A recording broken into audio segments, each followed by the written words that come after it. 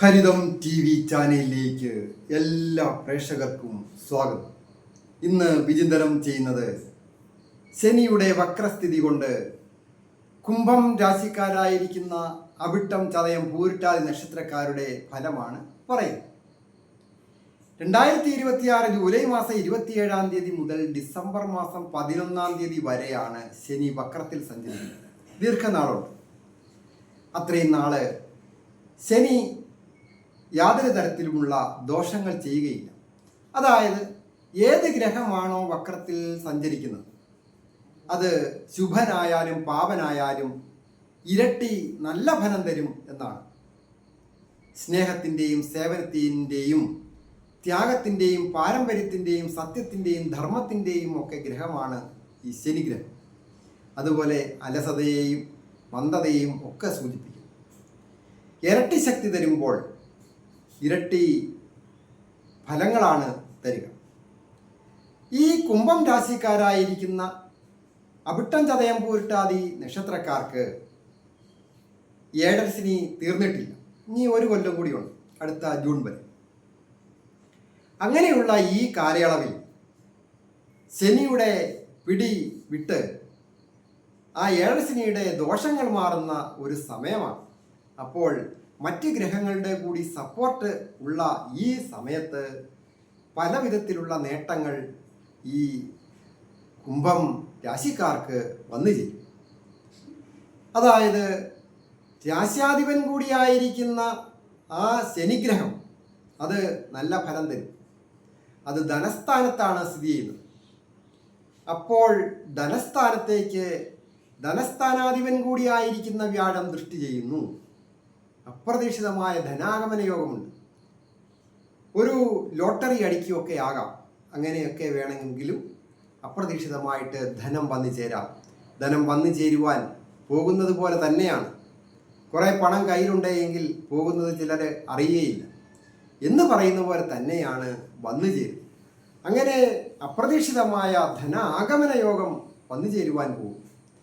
അത് കുറഞ്ഞ പലിശയ്ക്ക് ലോൺ കിട്ടി ഒരു പുതിയ സംരംഭം ആരംഭിച്ചു, അല്ലെങ്കിൽ ഏതെങ്കിലും തരത്തിൽ ഒരു ബിസിനസ് ആരംഭിച്ചു, കൂട്ടു ബിസിനസ് ചെയ്തു, ജീവിത പങ്കാളിയിൽ നിന്ന് ഒരു കുടുംബവുമായി ബന്ധപ്പെട്ടൊക്കെ ഒരു സാമ്പത്തികം വന്നു ചേരുക, അല്ലെങ്കിൽ കുറച്ച് ഗോൾഡ് പണയം വെച്ച് പണം കിട്ടി, അതുകൊണ്ടൊരു ബിസിനസ് ചെയ്തു, സ്വന്തമായ ഉൽപ്പാദിത രംഗത്ത് ഒരു തൊഴിൽ ചെയ്തു, അല്ലെങ്കിൽ ആ പൈസ മുടക്കി ഒരു ലോൺ എടുത്ത് അല്ലെങ്കിൽ കടം വാങ്ങിയൊക്കെ വിദേശത്ത് പോയി അങ്ങനെയൊക്കെ രക്ഷപ്പെടുന്നവർ ധാരാളമുണ്ട്. പേടരശനിയൊക്കെ തീരാൻ പോവുകയാണ്, തീർന്നു. ഇനിയിപ്പോൾ അധികം പാപത്വമൊന്നുമില്ല. പൂർണ്ണമായ ദൈവാധീനമുണ്ട് ധനസ്ഥാനത്തേക്ക്.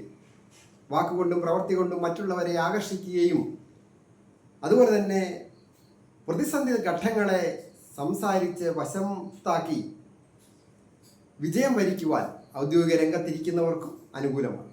ഗവൺമെൻറ് ഉദ്യോഗസ്ഥരായാലും മറ്റ്, അതായത് ഗവൺമെൻറ് ഉദ്യോഗസ്ഥരെന്ന് പറയുമ്പോൾ അധ്യാപകർ, സർക്കാർ ജീവനക്കാർ, ഓഫീസേഴ്സ്, മറ്റ് മെഡിക്കൽ രംഗത്ത് ജോലി ചെയ്യുന്നവർ, സാങ്കേതിക വിദ്യാരംഗവുമായി ബന്ധപ്പെട്ട് ബാങ്കിങ് മേഖലയിൽ ജോലി ചെയ്യുന്നവർ, അങ്ങനെയൊക്കെ ഉള്ളവർക്ക് അഭിവൃദ്ധികൾ വന്നിച്ചു. ഇത് ഏത് ഇന്ന മതവിഭാഗമെന്നോ ഒന്നും പറയാൻ പറ്റുകയില്ല. എല്ലാവർക്കും വന്നു ചേരുവാൻ യോഗമുണ്ട്. അതുപോലെ തന്നെ വളരെ ശ്രദ്ധിക്കേണ്ട, ഏറ്റവും ശ്രദ്ധിക്കേണ്ട ഒരു കാര്യമെന്ന് പറയുന്നത് ദാമ്പത്യ ജീവിതത്തിൽ അഭിപ്രായ വ്യത്യാസങ്ങൾ ഉണ്ടാകാൻ പാടില്ല. അത് ഇരുവരും ശ്രമിക്കണം. ഞാൻ തെറ്റൊന്നും ചെയ്തില്ല, അല്ലെങ്കിൽ എതിർകക്ഷിയാണ് തെറ്റുകാരൻ അല്ലെ തെറ്റുകാരി എന്ന് പറഞ്ഞുകൊണ്ട് പരസ്പരം പഴിയാരിയിട്ട് ഒരു കാര്യവുമില്ല. പിന്നീട് വരാൻ പോകുന്ന വലിയ ഒരു ദുഃഖവും ദുരിതവും ഇല്ലാതാക്കുവാൻ ഐക്യത്തോടു കൂടിയ പ്രവർത്തനങ്ങൾ ദമ്പതികൾ ചെയ്താൽ മാത്രമേ ആ കുടുംബം നന്നായി വരുള്ളൂ. പ്രത്യേകിച്ച് കുട്ടികളുടെ ഭാവി നന്നാകും. മാതാവോ പിതാവോ ഒറ്റയ്ക്ക് ആണ് സംരക്ഷിക്കുന്നതെങ്കിൽ അത്രയും തന്നെ ശ്രദ്ധിക്കാൻ പറ്റുകയില്ലല്ലോ, ജോലിക്കിടയിലൊക്കെയുള്ള തിരക്ക്. അതുകൊണ്ട് വളരെ ശ്രദ്ധിക്കുക. ദമ്പതികളായിട്ടുള്ളവർ യാതൊരു കാരണവശാലും തെറ്റും കുറ്റങ്ങളും ഇല്ലാത്തവരില്ല. അത് പ്രത്യേകിച്ച് കുംഭൻ രാശിക്കാർക്ക് എടുത്തു പറയേണ്ട ഒരു സമയമാണ്. സപ്തമഭാവത്തിൽ കേതു എന്ന് പറയുന്ന പാപഗ്രഹം സഞ്ചരിക്കുന്നു. ഒരു കാര്യവുമില്ലാതെ വലിയ വലിയ കാര്യങ്ങൾ ഉണ്ടാക്കി പ്രശ്നങ്ങൾ ഉണ്ടാക്കുക, അത് വലിയ വലിയ ദുഃഖത്തിൽ പിന്നീട് പുറം തിരിഞ്ഞു നോക്കുമ്പോൾ ചവിട്ടി നിൽക്കുന്ന മണ്ണ് പോലും കാണുകയില്ല. ആരുടെയെങ്കിലും മോഹന വാഗ്ദാനങ്ങൾ കൊണ്ടാണ് ജീവിത പങ്കാളിയുമായിട്ട് പിണങ്ങുന്നത് എങ്കിൽ അത് മലർപ്പൊടി പോലെ ആയിപ്പോവും. വാഗ്ദാനം പിൻവലിക്കും, തള്ളിപ്പറയും, അപ്പോൾ ഒറ്റപ്പെടും, അപ്പോൾ ദുഃഖിക്കേണ്ടി വരും. അത് വളരെ ശ്രദ്ധിക്കുക. കൂടാതെ തൊഴിൽ രംഗത്ത് നല്ല അഭിവൃദ്ധികൾ വന്നു ചേരുന്ന സമയം തൊഴിൽ സ്ഥാനാധിപൻ തൊഴിൽ ഭാവത്തിലേക്ക് ദൃഷ്ടി ചെയ്യും. അപ്പോൾ തൊഴിൽ വിജയങ്ങൾ ഉണ്ടാകും.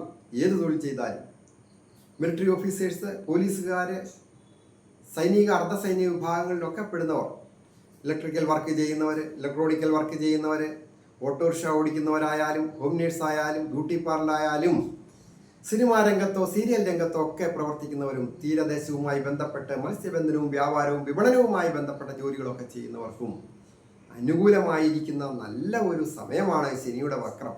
അതായത് ഏഴരശനിയൊക്കെ ബാധിച്ച് പലതരത്തിലുള്ള ദുഃഖ ദുരിതങ്ങളും കടങ്ങളും രോഗങ്ങളും മാനാപമാനങ്ങളും അവിഖ്യാതികളും നേരുകേടുകളും കൊണ്ട് നിറഞ്ഞു നിൽക്കുന്ന ഈ കുംഭം രാശിക്കാർ ശനിയുടെ വക്രം മൂലം നേട്ടങ്ങൾ കൊയ്തെടുക്കുവാൻ യോഗമുണ്ട്.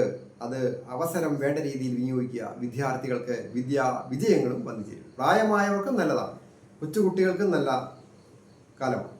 വിദേശത്തായിരിക്കുന്നവർക്കും വിദേശത്ത് പോകണമെന്ന് ആഗ്രഹിച്ച് പ്രവർത്തിക്കുന്നവർക്കും പേപ്പറുകളൊക്കെ ശരിയാകുകയും നല്ല ജോലിയിലൊക്കെ പ്രവേശിക്കുവാൻ, വിദേശത്ത് ജോലിയിലൊക്കെ പ്രവേശിക്കുവാൻ സാധിക്കും. അത് സ്വന്തം നാട് വിട്ട് വേണമെങ്കിലും ആകാം. ഓരോരുത്തരുടെയും വ്യക്തിപരമായ കാര്യങ്ങൾ അറിയുവാൻ നേരിട്ട് വരികയോ ഫോൺ വിളിച്ച് ചോദിക്കുകയോ ചെയ്യുക.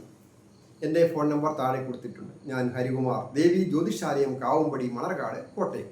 ഈ ചാനൽ പേരും നക്ഷത്രവും ചേർത്ത് കമൻറ്റ് ചെയ്യുകയും അതുപോലെ തന്നെ സബ്സ്ക്രൈബ് ചെയ്യുകയും ഫോളോ ചെയ്യുകയും ചെയ്ത് എന്നെ പ്രോത്സാഹിപ്പിക്കണം എന്നുകൂടി അഭ്യർത്ഥിക്കുന്നു. നിങ്ങളുടെ വിഷയം എന്തുമാകട്ടെ അത് കമൻറ്റ് ബോക്സിൽ രേഖപ്പെടുത്തുക. പേര് നക്ഷത്രവും കൂടി ഉണ്ടെങ്കിൽ ഞാൻ നിങ്ങൾക്ക് വേണ്ടി പ്രാർത്ഥിക്കാം. എല്ലാവർക്കും നന്മ വരുവാനായിട്ട് പ്രാർത്ഥിക്കും.